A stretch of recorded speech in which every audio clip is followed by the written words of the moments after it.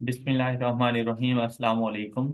आज के लेक्चर में हम लोग डिस्कस करेंगे chapter number 4 linear programming self test ICAP study text से।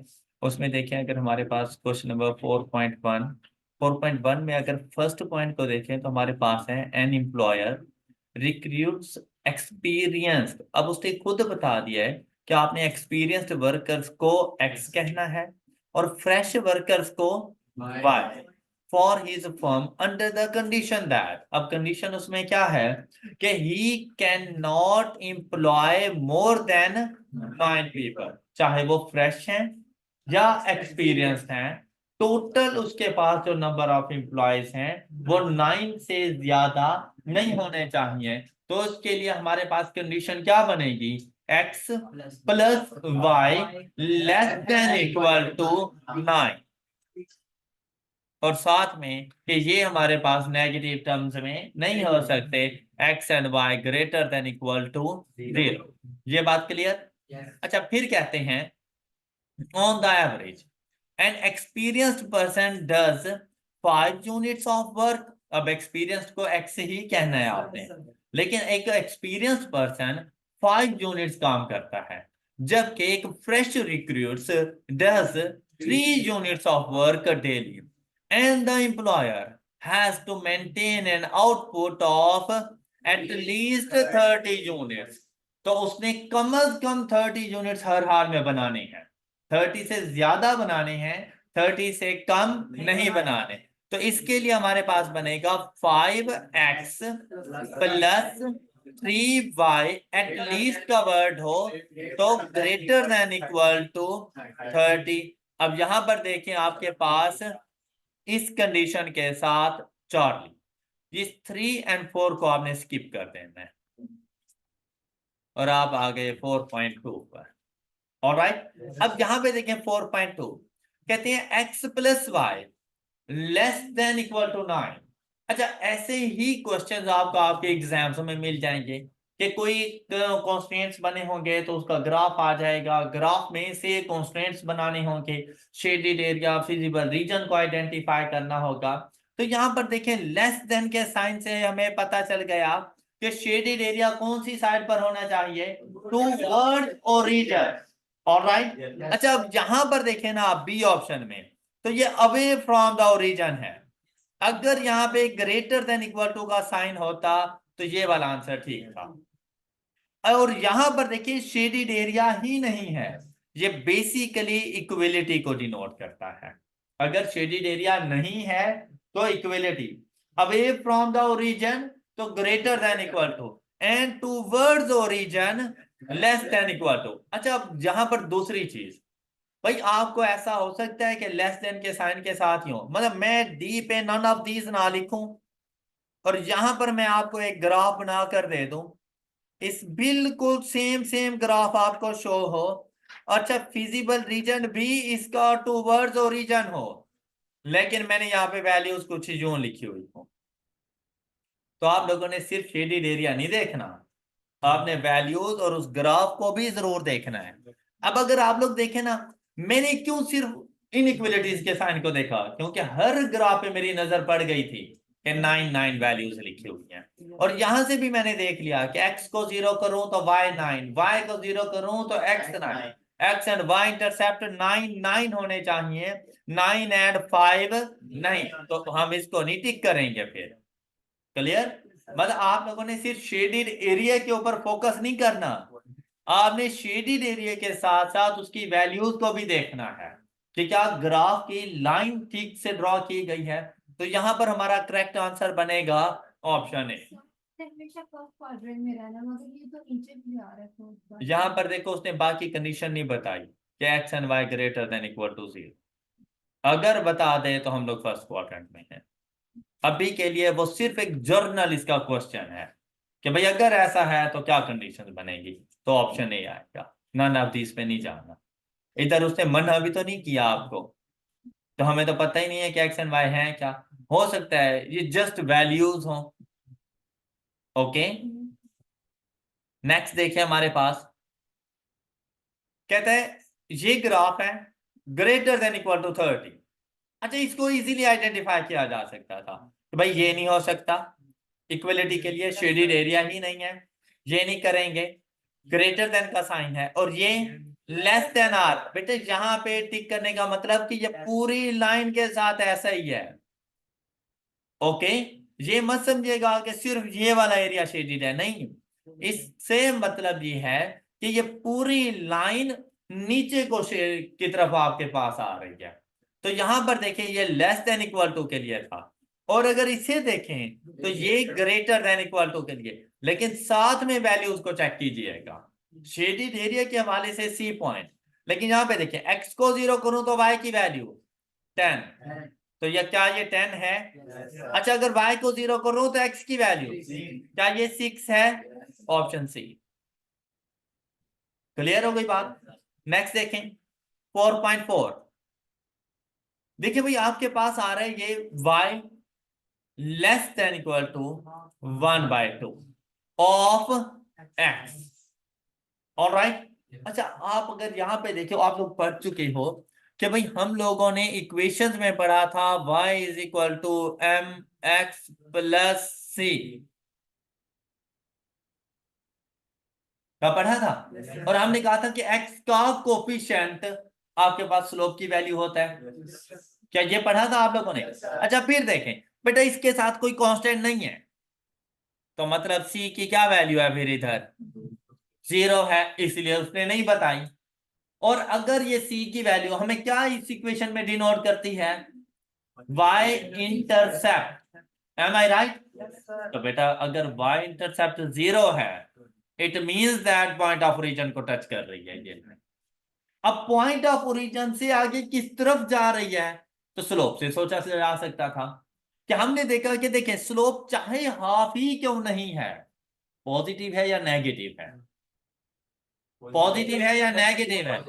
अगर पॉजिटिव हो तो स्ट्रेट लाइन की डायरेक्शन क्या होती है?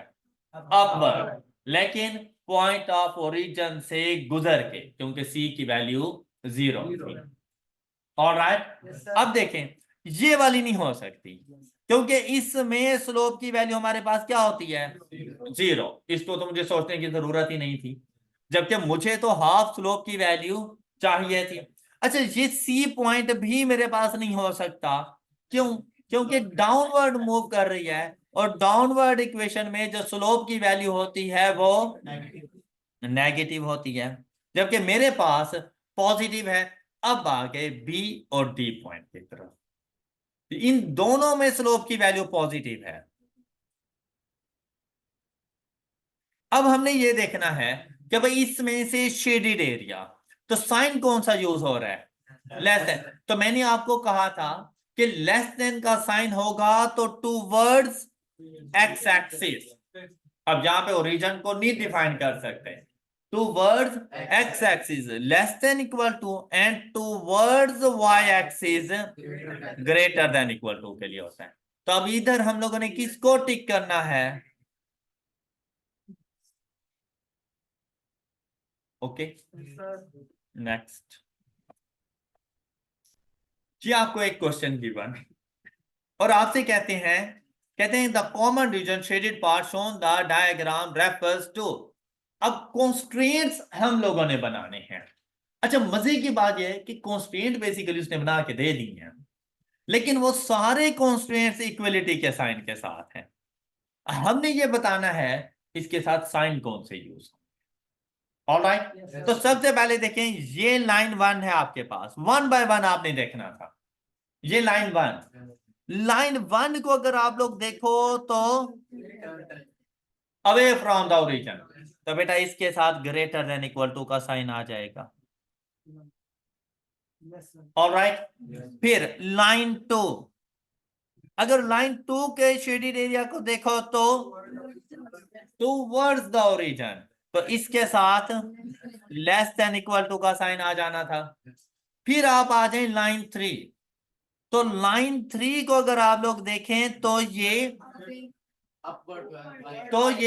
टूवर्ड्स वाई एक्सिस जा रहा है, और अगर वाई एक्सिस जाएगा तो ग्रेटर देन इक्वल टू, और अगर लाइन 4 को देखो तो एक्स एक्सिस की तरफ आ रहा है, तो इसके साथ लेस देन इक्वल टू। क्या ये बातें क्लियर हो गई? अब देखते हैं जनाब इसमें से कौन सा हमारा आंसर बनेगा। फर्स्ट में ग्रेटर देन, इसमें लेस देन है, गलत हो गया। फिर सेकंड में लेस देन, इसमें ग्रेटर देन है, ये गलत हो गया।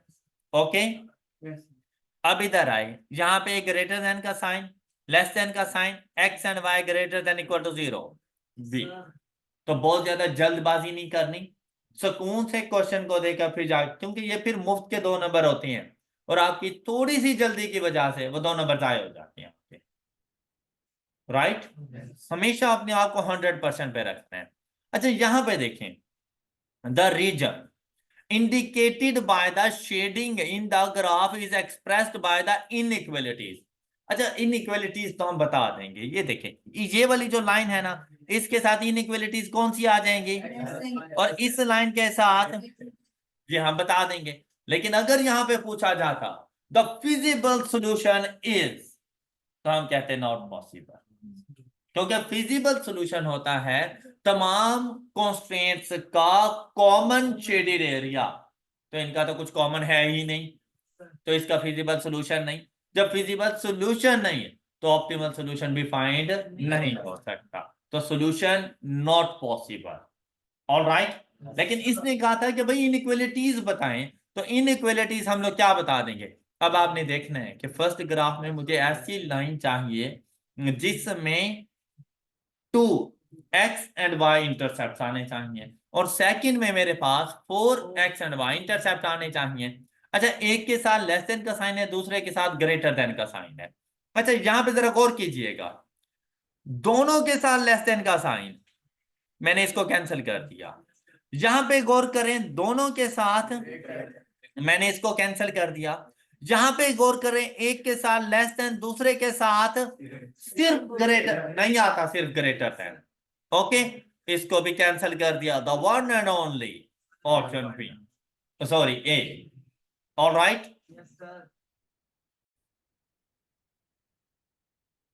नेक्स्ट क्वेश्चन 4.7, ये बड़ा इंटरेस्टिंग सा क्वेश्चन था और इसको थोड़ा सा आप लोगों ने सॉल्व करना था, इसकी स्टेटमेंट को बहुत अच्छे तरीके से देखना था। देखिए कहते हैं, if A is the number of batsmen and B is the number of bowlers, the inequality constraint that the number of batsmen must be no more than 50% of the।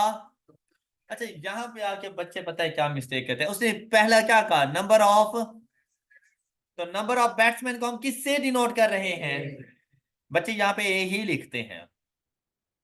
फिर नो मोर देन, तो no more than से क्या मुराद होता है, less than equal to होना चाहिए, number of batsman को less than equal to होना चाहिए किसके, 50% ऑफ, 50% ऑफ से मुराद होता है मल्टीप्लाई कर दो किसको, उसने कहा टोटल प्लेयर्स को, और बच्चे जाके बी लिख देते हैं, तो यहीं पे गलती हो जाती है। तो उसने नंबर 20 से मुराद तो नंबर ऑफ बॉलर्स था, जबकि उसने क्या कहा था, तो टोटल प्लेयर्स मेरे पास कैसे बनेंगे, number of batsman plus number of, तब जाके टोटल प्लेयर्स मेरे पास बनेंगे। ये बात समझ आ गई? अब जाकर हम लोगों ने ना इसको सॉल्व कर लेना था, तब जाके आपके पास इनइक्वालिटीज आनी थी। यहां तक की बात आपको समझ आ गई? अब देखिए अगर 50% को हम लोग इसमें जाकर मल्टीप्लाई करें ए प्लस बी के साथ,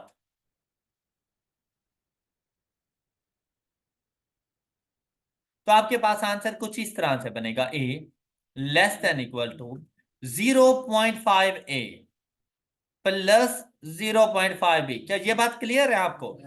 मैंने परसेंटेज का साइन खत्म किया, डिवाइडेड बाय 100, तो आ गया 0.5 ए प्लस 0.5 बी।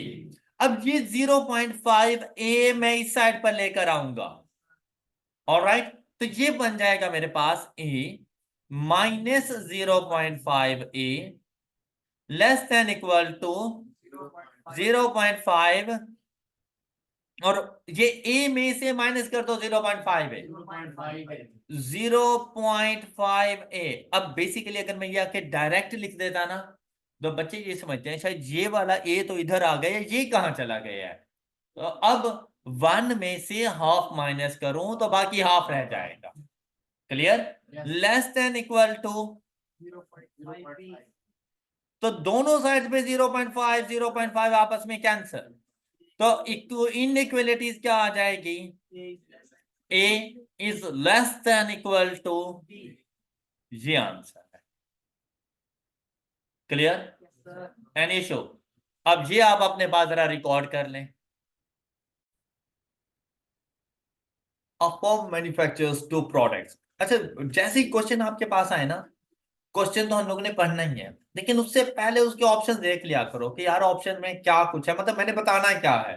तो यहीं से पता चल जाता है कि यार कोई ग्राफ, उसके साथ फिजिबल रीजन को बताना है मैंने, क्या उसका फिजिबल रीजन क्या बनेगा। अब अगर यहां पर देखें ना, बी और सी मुझे एक जैसे नजर आ रही हैं, लेकिन वैल्यूज में फर्क कैसे है, जबकि वैसे ग्राफिक जैसा बना हुआ है, लेस देन इक्वल टू के लिए है। और अगर यहां पर देखें ए को, तो लगता है जैसे दो कॉन्स्ट्रेंट्स हैं, एक लेस देन इक्वल टू के साइन के साथ और दूसरा ग्रेटर देन इक्वल टू के साइन के साथ। अब जाते हैं क्वेश्चन की तरफ। कहते हैं for manufacture to product the products must be process through one department.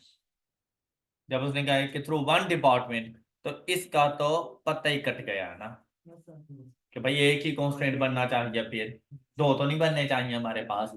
अब देखो क्या कहता है, product A requires 6 hours per unit and B requires 3 hours per unit in department A. Total production time available for coming week is, तो less than equal to, तो less than का sign है तो हमारे पास टूवर्ड्स और उसका idea वैसे ही हो गया था कि दोनों ही लेस देन के साइन के साथ हैं। क्लियर? अब यहां पे देखना है कि यार टी कौन से वाला है। अब ये देखें, एक्स इंटरसेप्ट पे तो हमें कोई एतराज है ही नहीं, हमें एतराज कौन सी बात पर है कि वाई में से कौन कंफर्म है। तो एक्स को 0 करो और वाई की वैल्यू फाइंड करो, तो वाई की वैल्यू क्या आ जाती है, इसे गले लगा लो। ओके, क्वेश्चन सॉल्व हो गए। Alright, next 4.9। अब यहां पर कॉन्स्टेंट्स बनाने की बात कर रहे हैं आपसे। अच्छा, जब आपने देख लिया कि ये सारे कॉन्स्टेंट्स मौजूद हैं, भाई इलिमिनेशन मेथड से एमसीक्यूज को सॉल्व किया करो, आपके एमसीक्यूज बड़े बेहतरीन तरीके से सॉल्व हो जाते हैं। मतलब कि आप लोग यहां पर अगर देखें तो इसके साथ ना कंडीशन नहीं है, ए और बी के साथ है, सी के साथ कंडीशन नहीं है। फिर अगर आप लोग मजीद इसको जरा गौर से देखें तो क्या आपके साथ ये मैच कर रहे हैं, बी और सी मैच कर रही हैं, फर्क किस चीज का आ रहा है, अल्लाह हाफिज बोल दो। ये अगर तुम हुए भी तो मैंने टिक नहीं करना, क्योंकि तुम कंडीशन नहीं लेकर आ रहे। अब हमने देखना इन दोनों में से, अच्छा इन दोनों में से देखो यार फर्क कहां पे आ रहा है। दोनों में से जो डिफरेंस आ रहा है हमारे पास, वो ये देखो, ये डिफरेंस है।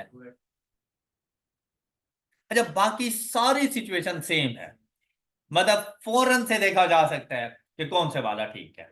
मतलब ये प्रोडक्ट ए डिपार्टमेंट ए होगा, जाके देखा, कहता है product B needs 4 hours in department A, 4 इसके साथ था, अल्लाह हाफिज बोलो इसको।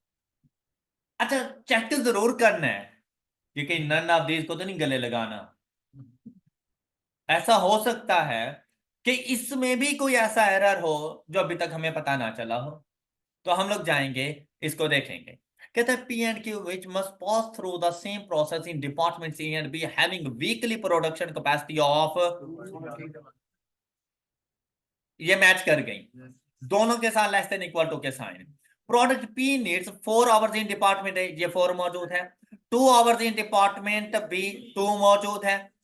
क्यू रिक्वायर्स 3 आवर्स एंड 1, 3 मौजूद है, 1 मौजूद है। यहां तक की बात बिल्कुल ठीक है। Profit yield for product P is 700, ये रहा 700 एंड 500, बात सही है। Manufacturer wants to maximise the profit, बिल्कुल सही। क्लियर? इस तरह से एमसीक्यूज को सॉल्व किया जाता है। नेक्स्ट देखिए हमारे पास 4.10, हर तरह से डाटा देने की कोशिश करेगा। अच्छा, इस तरह से डाटा मिल जाए ना, ये तो बड़ा सिंपल सा यार, डाटा उसने दे दिया। अच्छा, इसकी बात सुनो, क्या कहता है, कहता है a dietitian wishes to mix together two kinds of food so that the vitamin content of the mixture is at least 9 units of vitamin A, 7 units of vitamin B, 10 units of vitamin C, and 12 units of vitamin D. The vitamin contents per kilogram of each food is shown below. क्या word था? तो कौन सा sign use होना चाहिए हर किसी के साथ? Greater than equal to. यहां से आए बाय बाय, और यहां से देखो इसको भी बाय बाय, फिर यहां से देखा बाय बाय, क्वेश्चन सॉल्व।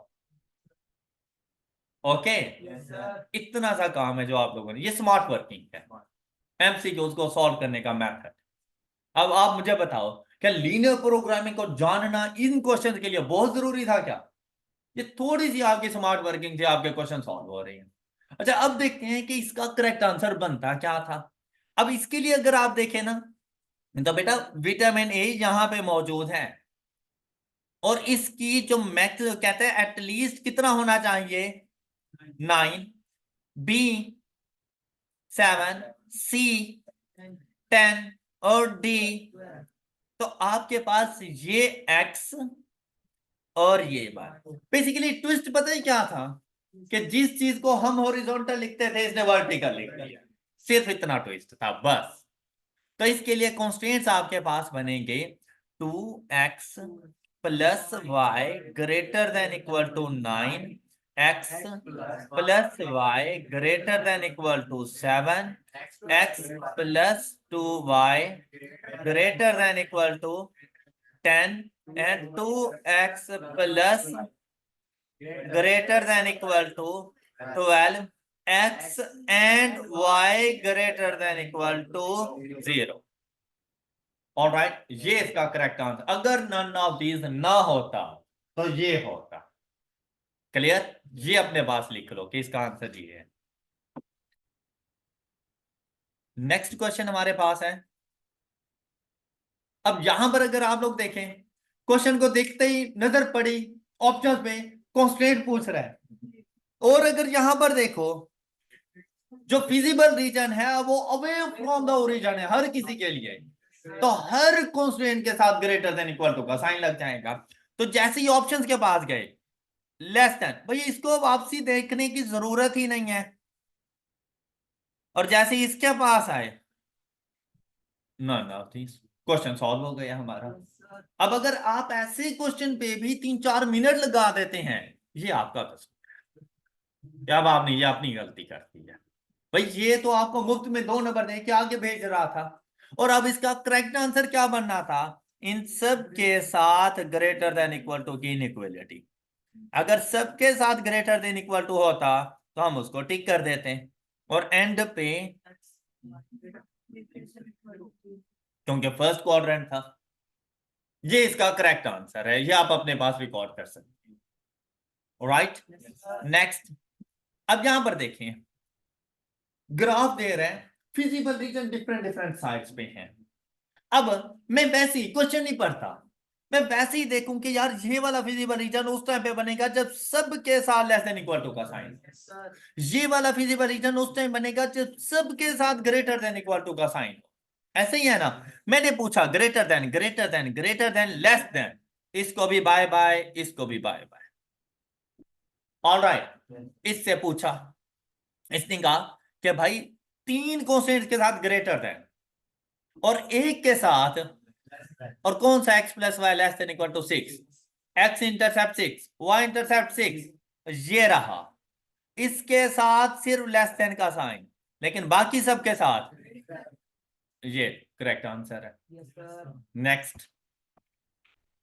अब ये बिल्कुल ऐसे ही क्वेश्चन है जैसे थोड़ी देर पहले आप लोगों ने vitamin A B C D की बात की, तो ये तो बहुत सिंपल सा क्वेश्चन था। ये देखें भाई, अवेलेबल टाइम हमेशा मैक्सिमम टाइम होता है, ये मिनिमम नहीं होता। ये होता है कि भाई मशीन M1 के पास मैक्सिमम 36 है, तो सबके साथ प्रोडक्ट ए को कह देना है आपने 1। अब देखिए एक्स वाई नहीं था, x1 x2 है, तो आपने इसको कह देना था x1 और इसको कह देना था, इन दोनों के दरमियान, और साथ में कंडीशन ये है आपका सॉल्यूशन। अब अगर आप लोग यहां पर देखो लेस देन, लेकिन कंडीशन नहीं है, इसको इग्नोर कर दिया। यहां पर देखो ग्रेटर देन का साइन, छुट्टी करा दी इसकी, यहां पे पहुंचे सबके साथ लेस देन, कंडीशन भी गिवन, करेक्ट आंसर। ओके ये देखें, ये लेस देन का साइन, यहां पर देखें ये फर्स्ट क्वाड्रेंट, तो ना तो ये बनेगा ना ही ये बनेगा, ये करेक्ट आंसर, राइट। नेक्स्ट, अब यहां पर भी देखें ये लेस देन का साइन, यहां पर ग्रेटर देन का साइन, ये नहीं बनने वाला। अच्छा ये नहीं बनने वाला क्योंकि ये जो लाइन 1 है ये ऊपर नीचे नहीं हो सकती, यहां पे ग्राफ गलत हो रहा है, इसको इसीलिए नहीं करेंगे। अब यहां पर देखें तो लाइन 2 के साथ लेस देन का साइन है, अच्छा यहां पर एक और भी है लेस देन के साइन के साथ, तो देखें लाइन 1 के साथ लेस देन, ये बात बिल्कुल सही आ रही है, ये देखो लाइन 2 के साथ लेस देन, ये लाइन 2 थी, ये बिल्कुल सही बात आ रही है। लाइन 3 के साथ ग्रेटर देन, ये बिल्कुल सही बात। ओके अब ये कोई मुश्किल क्वेश्चन थे? कितना इंटरेस्टिंग सा चैप्टर था ये तुम लोगों का।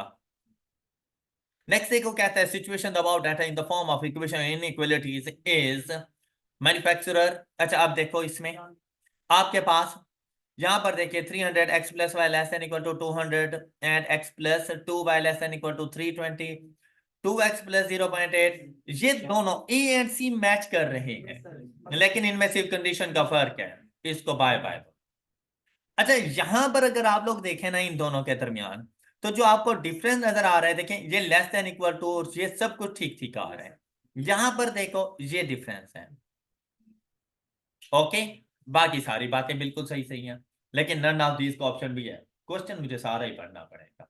लेकिन अब ये डिसाइड करना है कि इसमें से या इसमें से, तो ये देखिए क्वेश्चन में resources available for the production of the two items are restricted to 200 sports stock, 320 and 480, ये बातें तो ठीक लिखी हुई हैं यहां तक, और रिस्ट्रिक्टेड है तो मतलब लेस देन इक्वल टू, इससे ज्यादा आप नहीं जा सकते। फिर कहते हैं required for its production 1 sports stock, ये रहा 1 मशीन और, ये 1 रहा, ये गलत हो चुका है, यहाँ पे 3 मशीन और आ रहे थे, राइट। नेक्स्ट 2 लेबर और, ये ठीक है, 1 स्पोर्ट्स स्टॉप इधर आ गया, 2 मशीन और, 0.8 लेबर, 300, 200, ये बिल्कुल सही है, क्लियर। अच्छा अब अगर मैं आपसे कहूं कि यार मुझे जरा इसका ग्राफ बना के मुझे बताएं मैक्सिमम प्रॉफिट की वैल्यू क्या होगी, तो क्या आप बता सकते हैं? यील्ड से मुराद प्रॉफिट वगैरह है, मैक्सिमम प्रॉफिट की वैल्यू, ऑप्टिमल सॉल्यूशन क्या होगा, क्या बता सकते हैं? करें जल्दी करें, जल्दी से इस क्वेश्चन को जरा सॉल्व करें। अब कंस्ट्रेंट तो आपके सामने बन चुके हैं इसके, ये आप लोगों ने अपनी होम असाइनमेंट के तौर पे घर पे ग्राफ को कंप्लीट करना है, और आपके पास जो फिजिबल पॉइंट्स आएंगे ना वो 4 होंगे, उनमें से जो आपका ऑप्टिमल सॉल्यूशन बनता है वो 100, 100, और आपके पास जो प्रॉफिट की वैल्यू बनेगी वो 50,000। ऑलराइट ये आप लोगों ने इस सॉल्यूशन के साथ मैच कर लेना है, लेकिन अब घर पे जाके इसको कंप्लीट कीजिएगा। 4.17 देखें, यहां पर भी बिल्कुल ऐसे ही है कि हम लोगों ने ना कंस्ट्रेंट्स को आइडेंटिफाई करना है। उसके लिए देखिए factory is planning to buy some machine. अच्छा मोस्टली क्वेश्चन ऐसे ही हैं, मतलब स्टार्ट में आपको याद है आप लोग कह रहे थे कि इतने हैवी क्वेश्चन हम लोग कैसे जाके सॉल्व करेंगे, 5 मिनट लग जाते हैं ये वो, तो देखिए वो सिर्फ कंस्ट्रेंट्स पूछ लेगा, इस किस्म की बातें ज्यादातर आपसे पूछेगा, तो ये हम लोग विद इन 1 मिनट उसे बता सकते हैं। Factory is planning to buy some machines to produce boxes and has a choice of B1 B9 machine. आपको याद है मेरे नोट्स में से हम लोग ने ये क्वेश्चन सॉल्व कर लिया था। तो इसका सोल्यूशन अब मेरा निकाल के दोबारा से हमें डिस्कस करने की जरूरत है। अच्छा, आपको याद है सबके साथ लेस देन इक्वल टू का साइन आ रहा था, ऐसे ही था ना। अब जहां पर देखें ग्रेटर देन का साइन आ गया, कैंसिल कर दो। यहां पर ग्रेटर देन का साइन कैंसिल करते हैं, लेस देन लेस देन। अच्छा, बाकी चीजें देखें, इन सब के साथ ये लेस देन के साइन, इनके साथ ये देखिए ये ग्रेटर देन आ गया, ये कैंसिल हो गया। क्लियर? नेक्स्ट देखें, कहते हैं company produces two products A and B, production of A will be at least 5 times the production of B.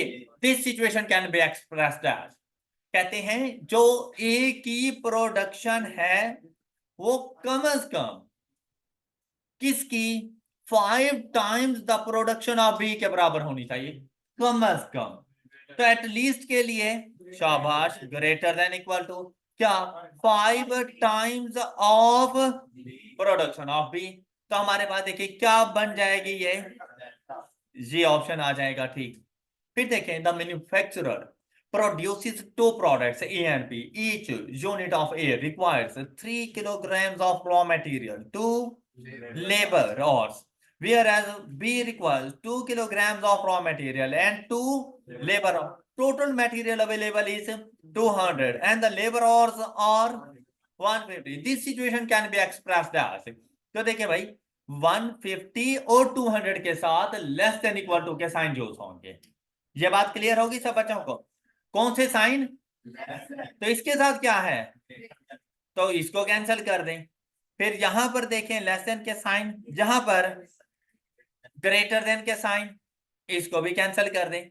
अब जहां देखें रॉ मटेरियल के लिए 200 और लेबर आवर्स के लिए 150, जहां पर देखें पहले 150 आ गया, बाद में 200। जिस सिचुएशन जिस सीक्वेंस में क्वेश्चन होता है उसका सोल्यूशन उसी सीक्वेंस। अब पहले रॉ मटेरियल की बात कर रहा था तो कांस्टेंट रॉ मटेरियल का ही लिखना चाहिए।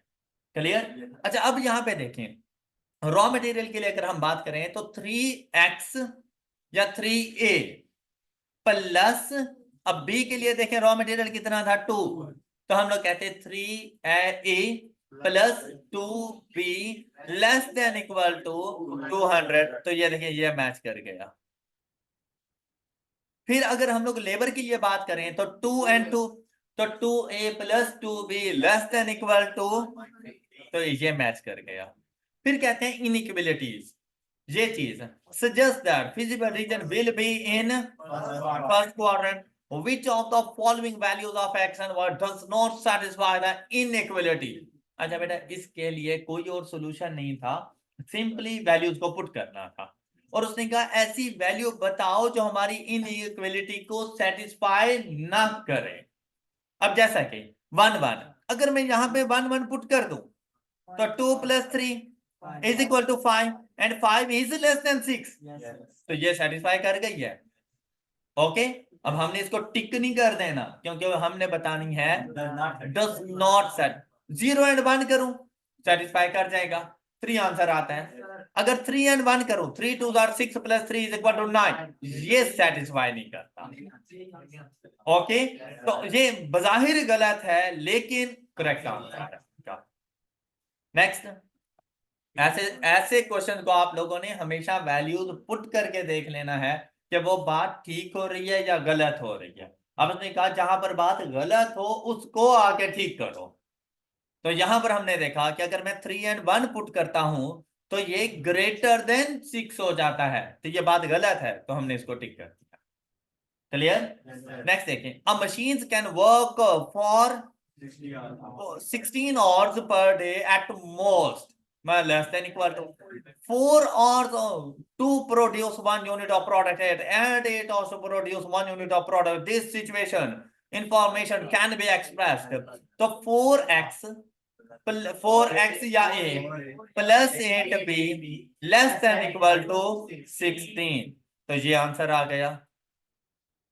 Which of the following constraints will have a feasible region which with coordinates, तो जाके चेक कर लो। एग्जैक्टली वैल्यूज को पुट करके देखा जा सकता है।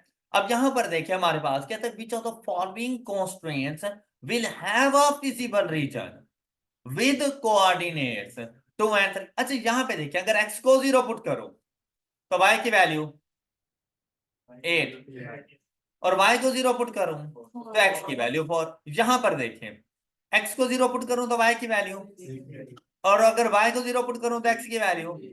यहां पर देखें x को 0 पुट करूं तो y की वैल्यू, तो y को 0 तो x की वैल्यू। यहां पे देखें x को 0 पुट करें तो y की वैल्यू, और दूसरी y को 0 पुट करें तो x की वैल्यू। तो इस तरह से तो वैसे कोई भी नहीं बनता। अब सिंपली जस्ट वैल्यूज को यहाँ पे पुट करो और जो इसके इक्वल आ जाए left and right hand side तो वो ठीक हो जाना है। अब देखें 2 and 3 पुट करें यहां पर, ये तो नहीं बनता। 223 करें 35 लेस देन इक्वल टू 40, ये बात सही हो रही है। अच्छा यहां पे करें 2 and 3 को पुट करें 20 35, ये बात गलत हो रही है।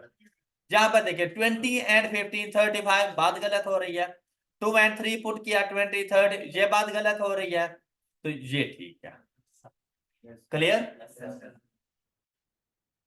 Pharma Limited produces 2 machines, each of which requires 2 types of raw material with following details। कहते हैं form appropriate constraints as per। तो यहां पर देखें A and B यूज कर रहे हैं, इसके साथ A आ जाएगा, इसके साथ B आ जाएंगे, दोनों को ऐड कर देंगे less than equal to 120 and 160 or 360। then the answer is, अच्छा कहीं पे E आ रहा है कहीं पे B आ रहा है तो वो फिर मैच कर लेना क्या बनता है।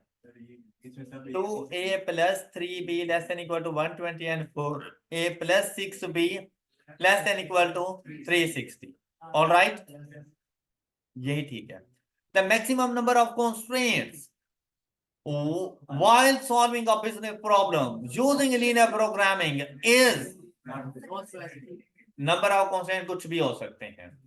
फिर कहता है feasible region is, अच्छा अगर यहाँ पे होता 25 में the minimum number of constraints 1। Okay next feasible region is, अब feasible region क्या है। अब ये देखिए theoretical क्वेश्चन आ गया आपके पास, region which satisfy all given constraints। तो पहली बात दिल पे असर कर गई है ना, दूसरों से पूछ लेते हैं कि वो क्यों नहीं लगी। region which is in first quadrant, अच्छा बात सही है फिजिबल रीजन फर्स्ट को, लेकिन ये कंडीशन पे डिपेंड करता है, अगर वो कंडीशन हो तो।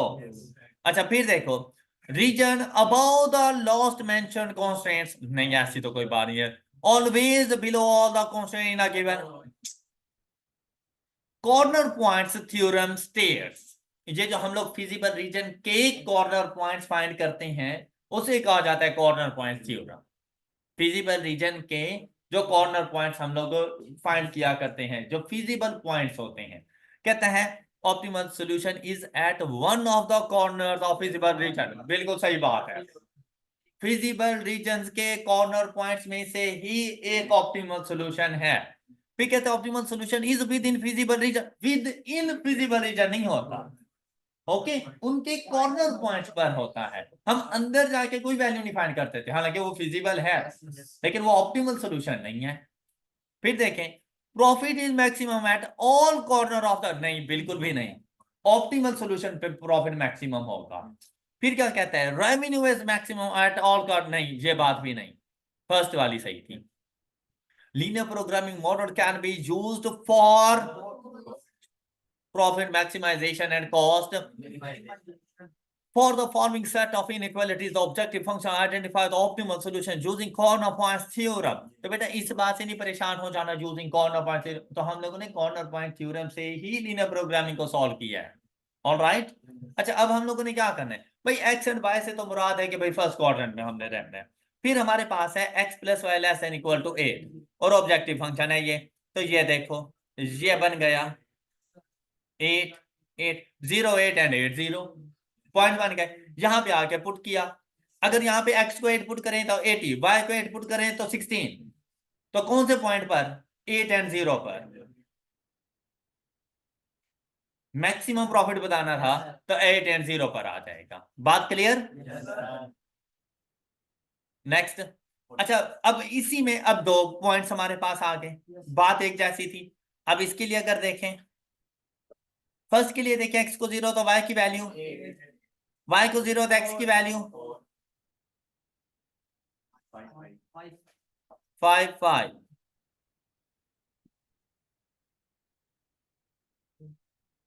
ये। अच्छा, अब इसमें अगर आपको पॉइंट मिल रहे हैं 0 एंड 5, 4 एंड 0 एंड, अब आप लोगों ने इसका जाके पॉइंट ऑफ इंटरसेक्शन फाइंड करना है। The point of intersection is 3 and 2। अब इनको जाके हम लोगों ने पुट किया। जब फर्स्ट पॉइंट को जाके पुट किया तो आंसर 10, सेकंड को पुट किया तो answer 40, 30 plus 4 34 and the correct answer is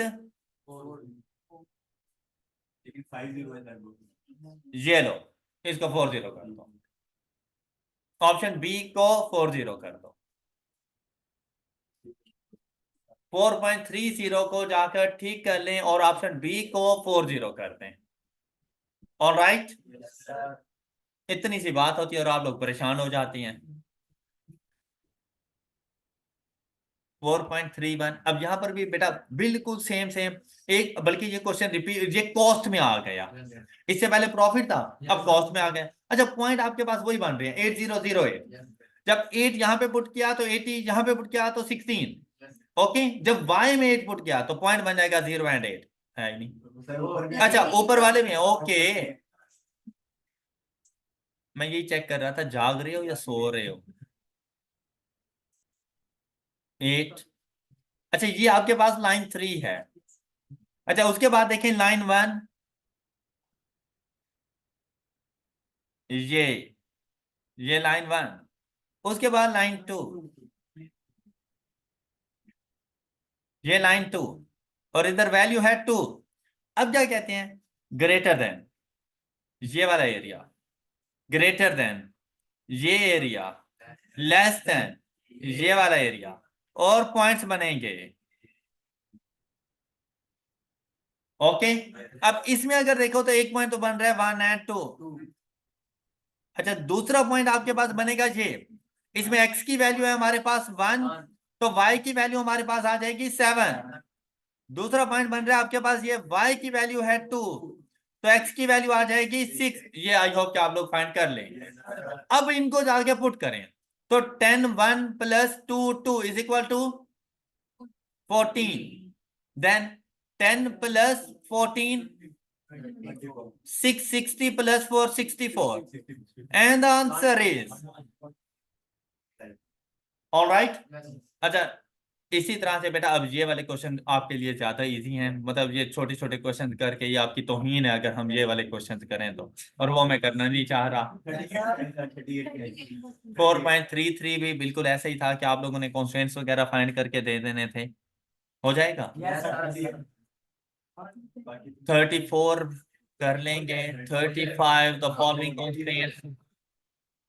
अच्छा, अब यहां पर देखें ना, एक ग्रेटर देन है एक लेस देन है, तो आपके पास फिजिबल सॉल्यूशन नहीं आता। ओके, और 2 फिजिबल सॉल्यूशन नहीं होते, या 1 होता है या नहीं होता, तो यहाँ पर आपके पास सॉल्यूशन नहीं आ रहा था, ऐसे ही था।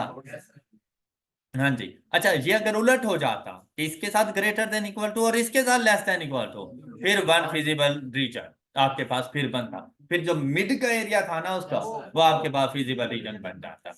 अच्छा, फिर देखिए minimum number of constraints to draw feasible region is, मुझे कुछ देर पहले हम लोगों ने किया था जहां मैक्सिमम की बात कर, मिनिमम 1 होना चाहिए।